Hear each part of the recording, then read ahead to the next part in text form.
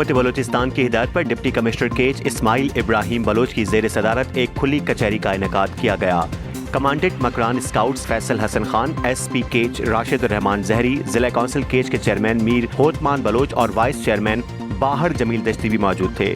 खुली कचहरी में सियासी और समाजी तंजीमों के नुमाइंदे, कारोबारी अफराद, जिला कौंसिल और म्यूनिसिपल कॉर्पोरेशन के कौंसलरान शरीक थे। खुली कचहरी में शहरियों ने बिजली, पानी, सेहत, तालीम और बॉर्डर ट्रेड से मुतालिक मसाइल पर तफसीली गुफ्तगू की।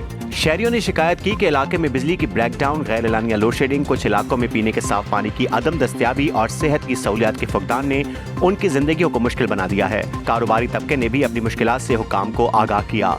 डिप्टी कमिश्नर इस्माइल इब्राहिम ने शहरियों के मसाइल गौर से सुने और यकीन दहानी कराई कि मुताल्लिका महकमों को हिदायत जारी की जाएंगी ताकि मसाइल जल्द अज जल्द हल किए जा सकें। उन्होंने कहा कि अवामी मसाइल के हल के लिए जिला इंतजामिया हर मुमकिन इकदाम करेगी और इस तरह की खुली कचहरियाँ मुस्तकबिल में भी मुनक्किद की जाएंगी ताकि शहरियों को दरपेश मुश्किलात का फौरी अजाला किया जा सके। Commandant Makran scouts colonel Faisal Ehsan Khan ने कहा कि FC बलूचिस्तान साउथ इलाके में अमन व अमान बरकरार रखने की कोशिशें कर रही है और अवामी मसाइल के हल में FC जिला इंतजामिया के साथ हर मुमकिन ताउन करेगी।